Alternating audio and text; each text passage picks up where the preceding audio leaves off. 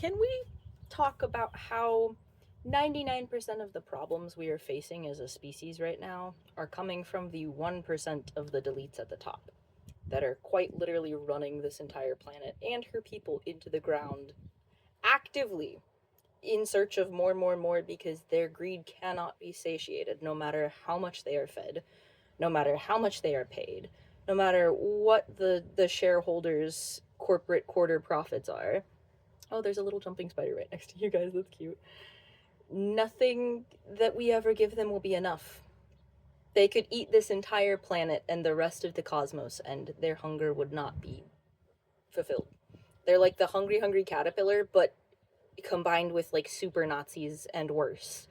And they've been MK Ultra-ing us and worse pretty much the entire time they've been around, along with all of the governments who have also bought out all of the media, and it's all connected to all of religion, all of the military, all of the banks, all of big pharma, all of these different arms of control. It's all a game rigged against the 99% of us. We're all rats running in this little race in the matrix, and for what?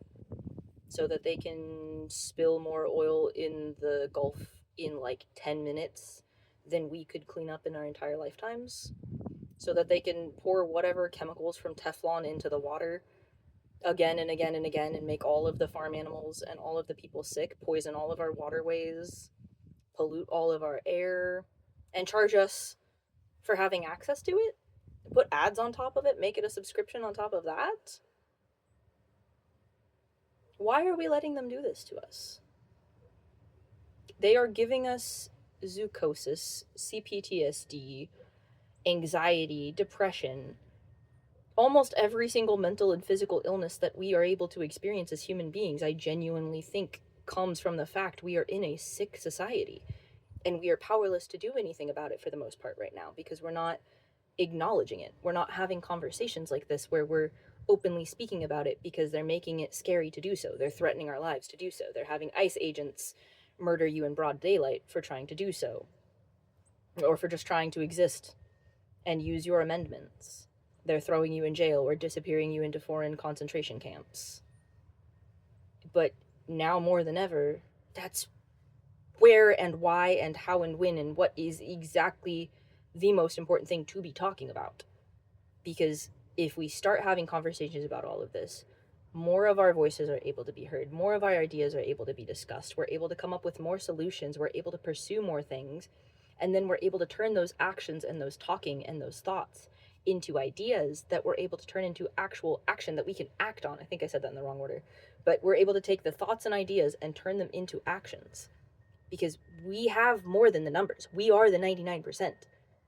We are letting the little tiny, teeniest little 1% of the deletes at the top run the whole show on a global scale. For what? So that they can victimize us at every single corner? So that they can take all of our money, all of our time, all of our energy, all of our resources, and for what? Why are we giving it to them?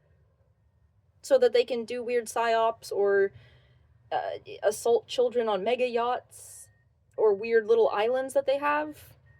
So that these federal agencies can traffic children?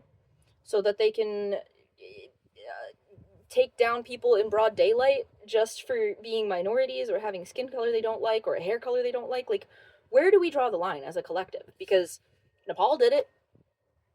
Tons of other countries have done it. How much worse are we going to let it get? It's not even just America at this point. It's a global problem. How much worse are we as a global collective going to let the symptoms of this society take over our bodies, take over our free times, take over our minds, take over our social connections? I mean, we're not even really allowed to have third spaces anymore. The library is pretty much the only place I can think of that's left. And even that, some places you can't even go in there if you don't meet certain requirements for getting a library card. So that's not even really a place you can just go and exist anymore. You can't just take a nap out in public because they'll think you're homeless and trying to camp somewhere and they'll try to arrest you or disappear you on a van in the middle of the night or take you from the shelters. And people who've been homeless talk about this a lot. The government is involved in a lot of sketchy shit and disappearing people, and I'm tired of pretending that that's normal. I'm tired of pretending that any of this is normal. I'm tired of pretending that I'm not normal for being upset watching all of these genocides happen. I'm tired that I'm of pretending that I'm not normal, for getting angry at the people in power for victimizing people left and right and taking advantage of all of our resources and doing literally nothing good or productive for the majority of society. It benefits the deletes at the top, and that's it.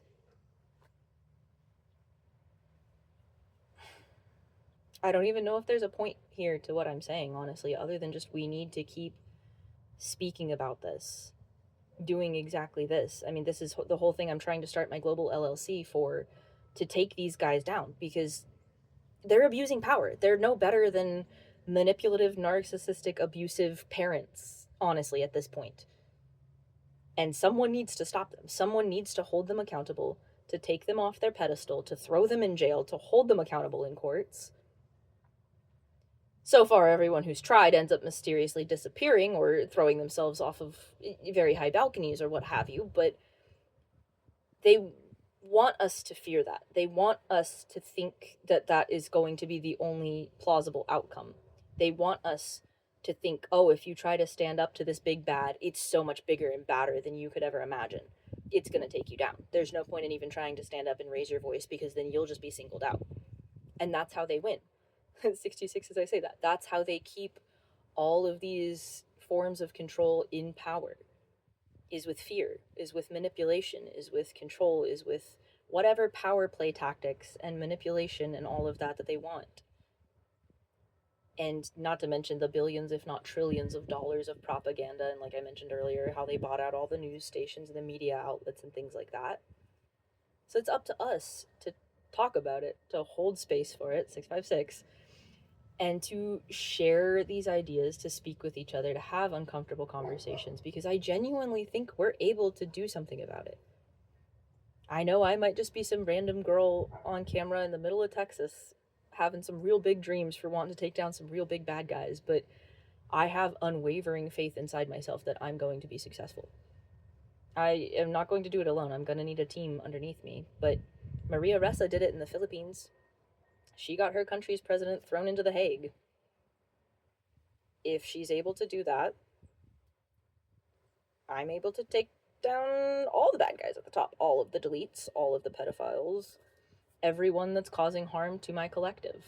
I genuinely think that we need to realize we as a society are the ones holding the keys to change this, to unlock a future that benefits all of us and not just a minority of us. Because the minorities to worry about aren't the Hispanic people across the street from you. It's not the black guy that bagged your groceries. It's not the person with blue hair across from you at the gym. It's the 1%. It is the people hoarding all of the planet's resources, all of the energy, all of the time, while simultaneously poisoning our air, poisoning our water, poisoning our minds, all of that. We are the ones who have the power to change that if we talk about it, if we speak about it, if we act up, we protest in the streets, we go out and do things. There are so many different ways that we can counteract this, and the more we speak about it, the more solutions we can find. Because what we're doing right now isn't working. Doom scrolling isn't working. Going and just being sad and going about our days and pretending that it's not happening to us because it's not happening right in front of us yet isn't working.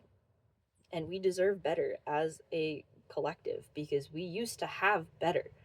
We have all of these monuments on our physical earth, like Petra and Gobekli Tepe and the Yonaguni monument and Baalbek, and all of these insane monuments and places that show humanity was connected globally.